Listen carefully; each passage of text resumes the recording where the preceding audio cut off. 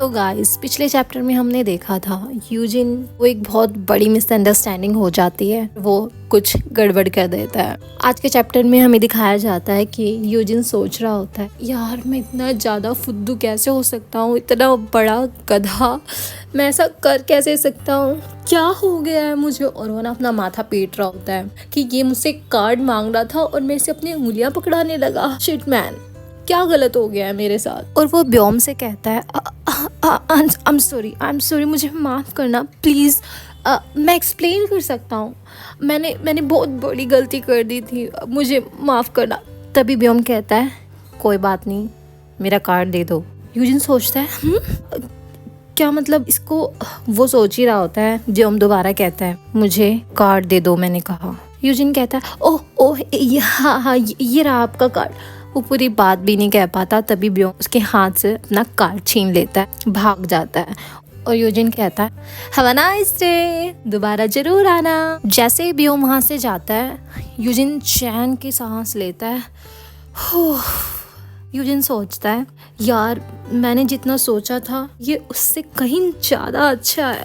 मैं दावे से कह सकता हूँ ये दूसरे गैंगस्टर के जैसा क्रूल और बेरहम नहीं है। मैंने कुछ ज़्यादा ही ओवर रिएक्ट कर दिया था। मैं कुछ दिन बाद का दिखाया जाता है। यूजिन काउंटर पे खड़ा खड़ा सोच रहा होता है, पिछले कुछ दिनों से ये मेरी शिफ्ट के दौरान ही आता है और सेम ही चीज़ खरीदता है, सिगरेट और अल्कोहल।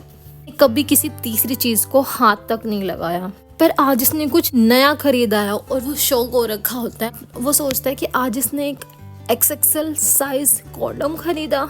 नहीं मतलब ऑफ कोर्स बहुत सारे लोग खरीदते हैं, पर ये साइज नॉर्मल नहीं है। उसने कहा था कि ये वाला साइज इजीली मिलता नहीं है, पर स्टॉक में रख लेते हैं, इन दैट केस अभी कोई कस्टमर आ गया तो थैंक गॉड। वो दोबारा ब्योम के बारे में सोचने लगता है, कितना लंबा और ब्रॉड है, इसके हाथ कितने लंबे हैं। तो इसके हाथ अगर इतने लंबे हैं तो क्या मतलब इसका, वो सोच ही रहा था। तभी इसको एक आवाज़ आती है हे। तभी ब्योम बोलता है आगे भी बर्ड भाई। वो ना यूजिन की बॉडी पे लीन हो जाता है। देख यूजिन कहता है कि मैं तो बस ऐसे ही वो सोचता है कि मैं क्या बकवास चीज़ें फैंटेसाइजिंग कर रहा था, अब मुझे फिर से एक एक्सक्यूज़ बनाना पड़ेगा और मुझे फिर दोबारा बहाना बनाना पड़ जाएगा। यूजिन कहता है तुम हमेशा अल्कोहल और सिगरेट ही खरीदते हो, तो मैं थोड़ा सरप्राइज हो गया था कि आज कुछ नया खरीद रहे हो। क्या मतलब ये पूरे दिन चलेगा भी या नहीं भी चलेगा। ब्योम सरप्राइज होके सोचता है ये नाराज है। तभी यूजिन कहता है आपके टोटल इतने डॉलर्स हो गए हैं। और वो चिल्ला देता है आपके इतने डॉलर्स हो गए।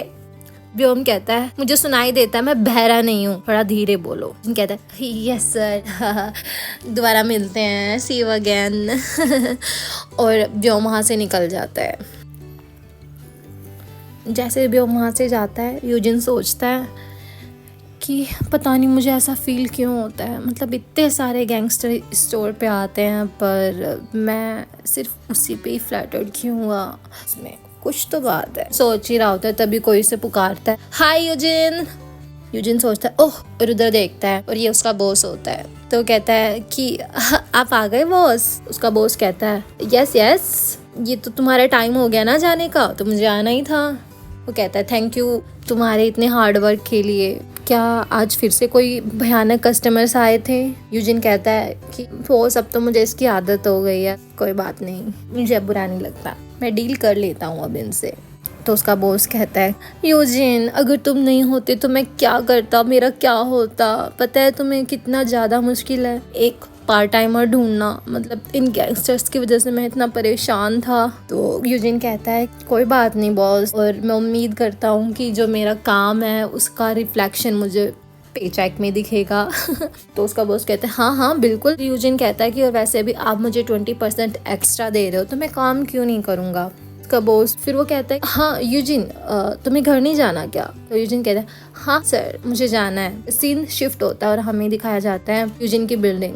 यूजिन दरवाजा खोल रहा होता है अपने रूम का और वो सोच रहा होता है यार मुझे कितना टाइम हो गया, मुझे हैबिट भी हो गई है मॉर्निंग में घर आने की, बट मैं फिर भी टायर्ड फील कर रहा हूँ बहुत ज़्यादा, मैं सोने जाऊँगा पर पहले शावर ले लेता हूँ। वो सोच ही रहा होता है दरवाजे में खड़ा खड़ा और उसके बाद डायरेक्ट सीन शिफ्ट होता है, वॉशरूम का सीन दिखाया जाता है। वो शावर ले रहा होता है और पानी उसके ऊपर गिर रहा होता है और फिर हमें यूजिन दिखाया जाता है और वो कहता है कि यार ये स्पॉट ही क्यों हिट होना था। वो सोच रहा होता है गाइस, तो फिर वो सोच रहा होता है ये ही क्यों। फिर वो कहता है कि हालांकि मैं बिल्कुल थक चुका हूँ यार, मैं एग्जॉस्टेड हूँ। अपनी नीचे की तरफ देखता है और उसका छोटा भाई उसे बहुत परेशान कर रहा होता है दोस्तों, और वो कहता है कि नहीं अभी नहीं। और फिर कहता है कि अब मैं क्या करूँ। वो सोचता है कि एक रैंडम आदमी जिसने एक लार्ज साइज कॉन्डम खरीदी थी, ये सोच के ही मैं टर्न ऑन हो गया, शिट। फिर वो कहता है पर मैं अभी क्या करूँ, मैं एक गे हूँ और मुझे कोई और भी पसंद है, मेरा क्रश ऑलरेडी कोई और है, पर फिर भी मुझे बिग डीज पसंद है, तो मैं क्या करूँ। मैं कंप्लेन नहीं कर सकता इस चीज़ के बारे में कोई भी। तो वो कहता है कि ये बिल्कुल भी जायज़ नहीं है, बट मैं क्या करूँ, ये मेरी गलती नहीं है, मुझे बिग डीज पसंद है।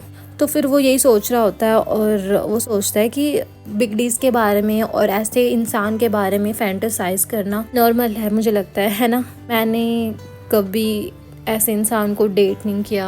हाँ, मेरे संबंध कुछ लड़कों के साथ रहे हैं, भी रैंडम गाइज जो मुझे मिले क्लब में, कभी क्लबिंग करने में गया तो वहाँ पे, बट ऐसा नहीं था कि मैंने किसी को डेट किया, वैसी फीलिंग मैंने कभी नहीं ली। और वो कहता है कि मुझे नहीं पता ये कैसा फील होता है कि अगर मैं किसी ऐसे इंसान के साथ रिश्ता बनाऊं जिसके पास तुम समझ ही रहे हो गाइस वो क्या कहना चाहता है ना। वो बहुत ज़्यादा एक्साइटेड हो जाता है, वो खुद को कंट्रोल नहीं कर पाता है, वो यही सोच रहा होता है और खुद को रिलैक्स करना चाह रहा होता है। और फिर वो सोचता है व्योम के बारे में इमेजिन कर रहा होता है गाइस कि उसे किस टाइप का सेक्स पसंद होगा, क्या वो लड़कों को पसंद करता होगा, वो करता होगा तो उसे किस तरह के लड़के पसंद होंगे, जो स्ट्रॉन्ग होते हैं और जो साइलेंटली जिनके साथ वो इंटीमेट हो सके।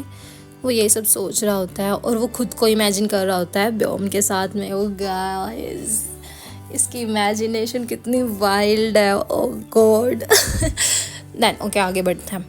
वो सोचता है कि हम साथ में हों और वो मुझे पूछे कि क्या मैं ज़्यादा रफ हूँ, और मैं सोचूं कि ये अनएक्सपेक्टेडली कितना स्वीट है और वो मुझे बिल्कुल ही सेटिस्फाई कर रहा है, मैं इमेजिन कर पा रहा हूँ। और यही सब सोच रहा होता है। अचानक ही जब वो रिलैक्स हो गया होता है, वो अपने ख्यालों से बाहर आता है और सोचता है कि I am sorry, oh God, मैं मतलब ये सब क्या कर रहा हूँ मैं, ओह गॉड। वो ये सब सोच रहा होता है। अब वो बिल्कुल पश्चाताप की ज्वाला में जल रहा होता है गाइस। तो उसको बहुत ज़्यादा रिग्रेट हो रहा होता है खुद के ऊपर और वो कह रहा होता है बस I am sorry, I am sorry, I am sorry. वो सोचता है कि मैं, ऐसा लग रहा है कि मैं सच में बहुत कमीना इंसान हूँ, मैं ऐसे कैसे कर सकता हूँ, वैसे सोच रहा होता है गाइस। और यहीं पे हमारा आज का चैप्टर ख़त्म हो जाता है। मिलते हैं नेक्स्ट चैप्टर में गाइस। तो दोस्तों, अगर आप यहाँ तक आ ही चुके हैं और आपने कहानी सुन ही ली है और आपको कहानी अच्छी भी लगी है, तो मेरे चैनल को लाइक, सब्सक्राइब और कमेंट करना बिल्कुल मत भूलना। मिलते हैं नेक्स्ट चैप्टर में, तब तक के लिए हेल्दी रहना और अच्छे रहना। Bye bye guys.